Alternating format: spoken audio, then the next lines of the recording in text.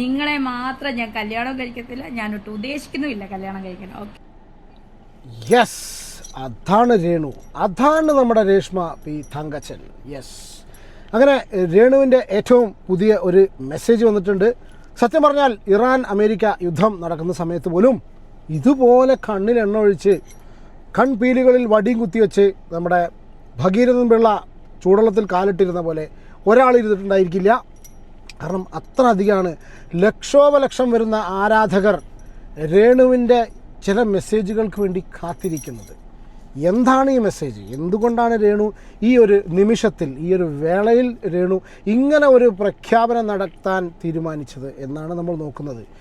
നിങ്ങളെ ഞാൻ കല്യാണം കഴിക്കില്ല, ഞാൻ കല്യാണം കഴിക്കാതിരുന്നാലും ജീവിതാവസാനം വരെ ഒറ്റയ്ക്ക് ജീവിക്കാൻ പറ്റില്ല എന്നാണ് ഇന്നലെ പറഞ്ഞത്. ജീവിതാവസാനം വരെ ഒറ്റയ്ക്ക് ജീവിക്കേണ്ടി വന്നാലും നിങ്ങളെ ഞാൻ കല്യാണം കഴിക്കില്ല. ആരാണാ നിങ്ങൾ? ഉണ്ണിമുകുന്ദനാണോ എന്ന് പല ആൾക്കാരും പറയുന്നുണ്ട്. ഉണ്ണിമുകുന്ദൻ പറഞ്ഞിട്ടുണ്ട്, എൻ്റെ പേര് അനാവശ്യമായിട്ട് ഇതുപോലത്തെ വലിയ വലിയ കാര്യങ്ങളിലേക്ക് വലിച്ചഴക്കരുത്, ചെറിയ വല്ല കാര്യങ്ങളിലേക്കും കൊണ്ടുവന്നാൽ മതി. അങ്ങനെ അവിവാഹിതരായിട്ടുള്ള ഒരുപാട് ചെറുപ്പക്കാർ ആരാണ് അയാൾ, ഞാനാണോ എന്നൊക്കെ ചിന്തിച്ചിട്ട് ഒരുപാട് പേര് നടക്കുന്നുണ്ട്. അപ്പോൾ അങ്ങനെ രേഷ്മ പി തങ്കച്ചൻ്റെ ഈ ഒരു മെസ്സേജാണ് നമ്മൾ ഇന്ന് ഈ ഒരു മണിക്കൂറിൽ ചർച്ച ചെയ്യുന്നത്. ഇറാൻ അമേരിക്കയ്ക്ക് പോലും, അല്ലെങ്കിൽ അമേരിക്ക ഇറാന് പോലും ഇതുപോലെ ശക്തമായിട്ടുള്ള ഒരു താക്കീത് കൊടുത്തിട്ടുണ്ടാവില്ല. ഈ ഒറ്റ താക്കീതിൽ ആ വ്യക്തി അടങ്ങിയില്ലെങ്കിൽ ആ വ്യക്തി ആരാണെന്നുള്ളത് നോക്കാം. യെസ്, രണ്ട് കാര്യമാണ് ഈ വിഷയത്തിൽ, ഈ ഒരു വീഡിയോയിൽ സംസാരിക്കുന്നത്. നമ്മൾ ഈ വീഡിയോ ചെയ്യുന്നത് നമ്മളുടെ ആവശ്യത്തിന് കേട്ടോ. ഞാൻ ഈ വീഡിയോ ചെയ്യുന്നത് എൻ്റെ ഒരു പേഴ്സണൽ ബെനിഫിറ്റിന് വേണ്ടിയിട്ടാണ്. നിങ്ങൾ ഈ വീഡിയോ കാണുന്നത് എന്തിനാണെന്ന് എനിക്കറിയില്ല, നിങ്ങൾക്ക് ഇതിന് എന്തെങ്കിലും ബെനിഫിറ്റ് ഉണ്ടോയെന്നറിയില്ല. കാരണം ഇന്നലെ രേണുവിൻ്റെ ഒരു സുഹൃത്തിൻ്റെ കൂടെയുള്ള ഒരു വീഡിയോ കണ്ടു. എനിക്ക് വിഷയമല്ല, എന്നെ ആരും വേണ്ട, മിഞ്ഞാന്ന് സുധി വേണ്ട, നാളെ ഒന്നും വേണ്ട, 36 വേറെ ഏതൊക്കെയോ ലോകത്താണ്, ജീവിക്കട്ടെ, നല്ല രീതിയിൽ പോട്ടെ അല്ലേ. എന്തായാലും രേണുവിൻ്റെ അടുത്ത ഒരു പ്രഖ്യാപനമുണ്ട് വളരെ ഇമ്പോർട്ടൻ്റ് ആയിട്ട്. ഞാനിന്ന് നോക്കുന്ന സമയത്ത് ഏതോ ഒരു മുഖ്യധാരയിലേക്ക് കടക്കുന്ന ഒരു മാധ്യമം റിപ്പോർട്ട് ചെയ്തിട്ടുണ്ട്. സായി കൃഷ്ണൻ സീക്രട്ട് ഏജൻറ്റ് പറഞ്ഞിരുന്നു, സുധിയുടെ സെൻറ്റിമെൻറ്റ്സ് രേണുവിനെ വിട്ടുപോകുന്നു. സായിൻ്റെ വീഡിയോയിൽ ഇങ്ങനെ കൂട്ടത്തിൽ പറഞ്ഞു പോയ സംഭവമാണ്. അതെടുത്തിട്ടൊരു ചാനൽ ന്യൂസാക്കിയിട്ടുണ്ട്. അതിനെതിരെ വളരെ അതിശക്തമായ ഭാഷയിലാണ് മാഡം പ്രതികരിച്ചിരിക്കുന്നത്. നമുക്ക് ഇനി മാഡം എന്ന് വിളിച്ചാൽ എങ്ങനെ ഉണ്ടാവും? മാഡം, സുധി എന്ന് പറയുമ്പോൾ രേണു എന്ന് മാത്രം പറയാൻ ആ ഒരു ഗുമ്മില്ല. സുധി എന്ന് പറഞ്ഞ് ശീലിച്ച നാവ് കൊണ്ട് നമുക്ക് രേണു എന്ന് വിളിപ്പിക്കാൻ നമുക്ക് കഴിയില്ല. എന്താ ചെയ്യുക, പോട്ടെ. എന്തായാലും മാഡം അതിനെ വളരെ ശക്തമായ ഭാഷയിൽ പ്രതികരിച്ചിട്ടുണ്ട്. മാഡത്തിന് ആരാണ് സീക്രട്ട് ഏജൻറ്റ്, അല്ലെങ്കിൽ ആരാണ് ഈ സായി കൃഷ്ണൻ എന്ന് അറിയില്ല എന്നുള്ള രീതിയിലാണ് പ്രതികരണം വന്നിട്ടുള്ളത്. നമുക്ക് 2-3 കാര്യങ്ങൾ സംസാരിക്കാം. രേണു ആദ്യം ആരോടാണ് നിന്നെ വിവാഹം കഴിക്കാൻ താല്പര്യമില്ല എന്ന് പറഞ്ഞു നോക്കാം. അതിന് മുന്നേ ആദ്യം ഇത് നോക്കാം. ഏതൊക്കെ നോക്കണം എന്നുള്ളത് കൺഫ്യൂഷനിലാണ്. സുധി എന്ന സെന്റിമെന്റ്സ് രേണുവിൽ നിന്ന് പോയി. ഡബിൾ മീനിങ് സംസാരം രേണു കല്യാണം കഴിക്കുന്നത് നല്ല തുറന്നെടുത്ത് സായി കൃഷ്ണ, നമ്മുടെ സീക്രട്ട് ഏജന്റ് ആണെന്ന് തോന്നുന്നല്ലേ? സായി കൃഷ്ണ അതല്ലേ? അത് സാരില്ല, അല്ലേ? സായി കൃഷ്ണ. യെസ്, രേണുവിന് അവിടെ സംശയമാണ്. സായി കൃഷ്ണനാണോ സീക്രട്ട് ഏജന്റ്, അല്ലെങ്കിൽ സീക്രട്ട് ഏജന്റ് ആണോ സായി കൃഷ്ണൻ എന്നുള്ളത് മാഡത്തിന് ഉറപ്പില്ല. പോട്ടെ, നോക്കാം. Secret agent. സുധി എന്ന് പോയോ? ഓ, എന്താണ് ടോൺ മോഡുലേഷൻ? കേൾക്കൂ. Secret agent. സുധി എന്ന് പോയോ? ആരാ പറഞ്ഞ പോയെന്ന്? സായി കൃഷ്ണ, സുധി പോകുന്നില്ല, കൊല്ലസുധിയുടെ ഭാര്യയാണ് ഞാൻ. അപ്പം സുധി എന്തായാലും ഇപ്പൊ പോകുന്നില്ല. ഓക്കെ, രേണു സുധി. അപ്പൊ ഇന്നലെ ഇട്ട സ്റ്റോറി അതല്ലല്ലോ. ഇന്നലെ കൂട്ട് വേണമെന്നോ തനിച്ച് ജീവിച്ച് മടുത്തുന്നോ അത് കയറണില്ലല്ലോ കണ്ണട. കുത്തി കേട്ടട്ടെ എങ്ങനെയെങ്കിലും, എന്നാലേ ദമ്മ് കിട്ടുള്ളൂ. അത് ശരി, ഇന്നലെ അങ്ങനെയല്ലല്ലോ പറഞ്ഞത്. പോയെന്ന് സായി കൃഷ്ണ, സുധി പോകുന്നില്ല, കൊല്ലസുധിയുടെ ഭാര്യയാണ് ഞാൻ. അപ്പം സുധി എന്തായാലും ഇപ്പൊ പോകുന്നില്ല. ഓക്കെ, രേണു സുധി 100 വട്ടം രേണുസുധി. രേണുസുധി 2 വട്ടം 3 വട്ടം രേണുസുധി.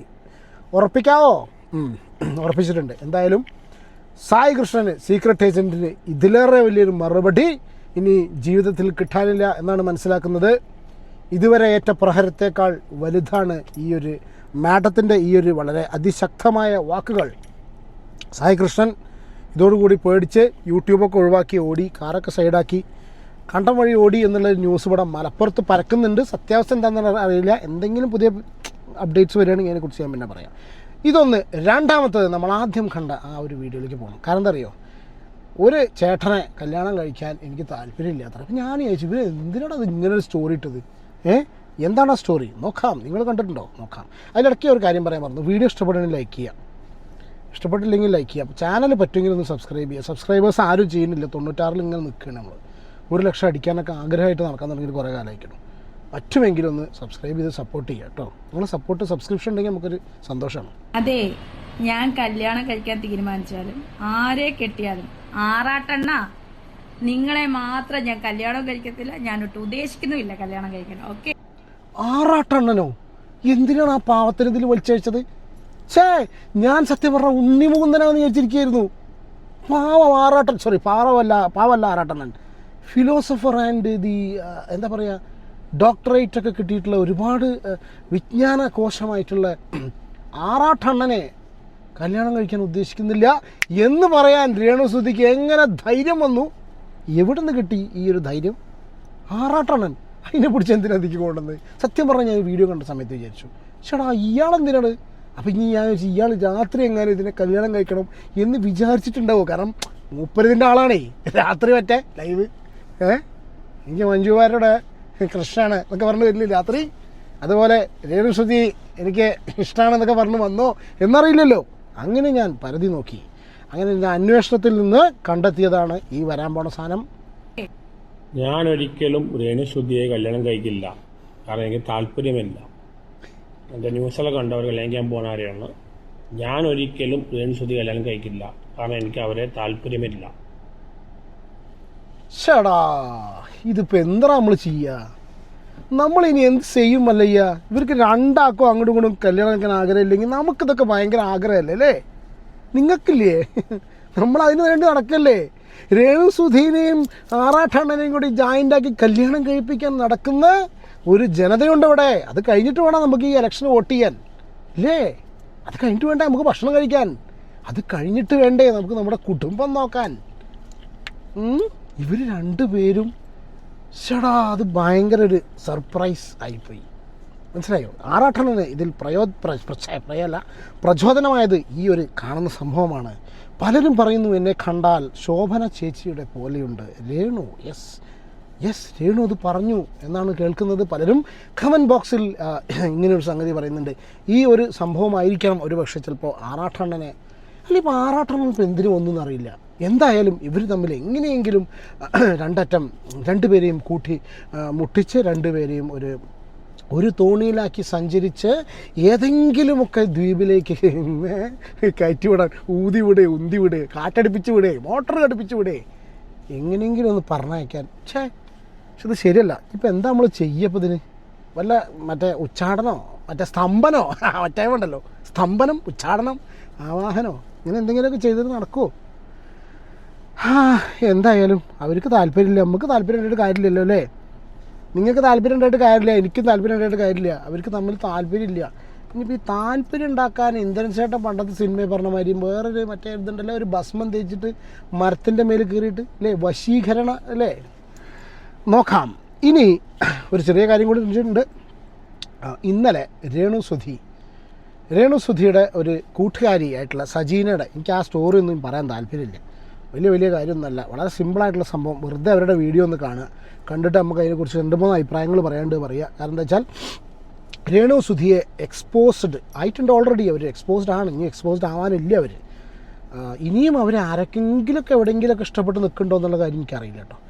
രേണുസുധിയെ വളരെ കൃത്യമായിട്ട് ആൾക്കാരുടെ മുന്നിൽ തുറന്ന് കാണിച്ചിട്ടുള്ള ആ ഒരു മുഖഭാവം സജീനയുടെ മുഖത്ത് കാണാം. എല്ലാവരും പറയുന്നത് സ്റ്റാർട്ട് ആക്ഷൻ പറഞ്ഞു കഴിയുമ്പോൾ രേണുസുധി അഭിനയിക്കത്തില്ല, കട്ട് പറഞ്ഞു കഴിഞ്ഞതിന് ശേഷമാണ് രേണുസുധി. എല്ലാവരും പറയുന്ന പോലെ തന്നെ ഇരിക്കട്ടെ ചേച്ചി, അങ്ങനെ തന്നെ ഇരിക്കട്ടെ, അത്രേ ഉള്ളൂ. കട്ട് പറഞ്ഞാലേ എനിക്ക് അഭിനയം വരത്തുള്ളൂ. അപ്പോൾ കുറച്ച് അധികമായിട്ട് കുറച്ച് കൂടുതൽ ഈ സിനിമ അഭിനയിക്കുമ്പോഴല്ലാതെയും രേണുസുധി ഭയങ്കര ഇന്റിമൻസ് ആയിട്ടാണ് ആണുങ്ങളോടൊക്കെ ആണുങ്ങളോടൊപ്പം പോകുന്നതല്ല. അക്ഷയ് എൻ്റെ ഫ്രണ്ടാണ്, അവൻ നേരത്തെ തൊട്ടുള്ള ഫ്രണ്ടാണ്, എനിക്കൊരു അനിയനാണ് അവൻ. ഞാൻ ചെവിയിൽ പറഞ്ഞാണോ നിങ്ങൾക്ക് ഇത്, അതോ ആ ഡ്രസ്സാണോ നിങ്ങൾക്ക് ഇൻറ്റിമസി, അതോ ഇങ്ങനെയൊക്കെ പറഞ്ഞാണോ നിങ്ങൾക്ക് അത്ര ഇൻറ്റിമസി ആയത്? ഞങ്ങൾക്ക് അങ്ങനെ വല്ല രഹസ്യം ഉണ്ടെങ്കിൽ റൂം എടുക്കാം, ഹോട്ടൽ റൂമുണ്ട്, അവിടെ എടുത്തിട്ട് ഞങ്ങൾക്ക് എന്ത് വേണം കാണിക്കാൻ. നിങ്ങൾ അറിയത്തില്ല, നിങ്ങൾ ആരും അറിയില്ലല്ലോ. എനിക്കതിൻ്റെ അറിയണം, അതാണ് വേണ്ടത്. അറിയാതെ ചെയ്യുന്നതിൽ ഒരു രസമില്ല. ഇവരങ്ങനെ മോശമായിട്ട് ചെയ്തു എന്നൊന്നും ഞാൻ പറയുന്നില്ല. ഇവർക്ക് വേണ്ടതെന്ന് വെച്ചാൽ ആൾക്കാർ അറിയിക്കണം ഞങ്ങൾ തമ്മിൽ ഇങ്ങനെയൊക്കെയാണെന്നുള്ള സംസാരം പുറത്ത് വന്ന് അതിലൂടെ ഒരു ഫ്രെയിമിലൂടെ കയറിയിട്ട് നിറഞ്ഞു നിൽക്കാൻ, സോഷ്യൽ മീഡിയയിൽ നിറഞ്ഞു നിൽക്കുവാനുള്ള ഒരു അടവാണിത്. അനിയനാണല്ലേ, അനിയന്മാരോട് ഡബിൾ മീനിങ് ആരെങ്കിലും പറയോ? എൻ്റെ വീഡിയോ കാണുന്ന നിങ്ങൾ ആരെങ്കിലും നമ്മുടെ അനിയനെപ്പോലെ കാണുന്നൊരു വ്യക്തിയാണെങ്കിൽ, അനിയനാണെന്നുണ്ടെങ്കിൽ അവരോട് ഡബിൾ മീനിങ് പറയുമോ? ഇതിൻ്റെ ഉള്ളിൽ സ്പോഞ്ചാണ്, അല്ല ഒറിജിനലാണ്, നീ എപ്പോഴാണ് കണ്ടത് എന്ന് ചോദിക്കുമോ? വടയുടെ കാര്യം സംസാരിക്കുമോ? എത്ര പ്രാവശ്യം പുരുഷനായി എന്നുള്ള ചോദ്യം ഒരു റിപ്പോർട്ടർ ചോദിക്കുന്ന സമയത്ത് അതിനെ ആ രീതിയിൽ നേരിടുമോ? പോട്ടെ, ഞാൻ ഈ ഒരു ഇൻ്റർവ്യൂ ഇന്നലെ ഒരുപാട് പേരെടുത്ത് റിയാക്ട് ചെയ്തിട്ടുണ്ട്. അതെനിക്ക് ചെയ്യാൻ താല്പര്യമില്ല. ഇന്നത്തെ വിഷമമാണ് എനിക്ക് ഈ വീഡിയോ ചെയ്ത് കഴിഞ്ഞ സമയത്ത്.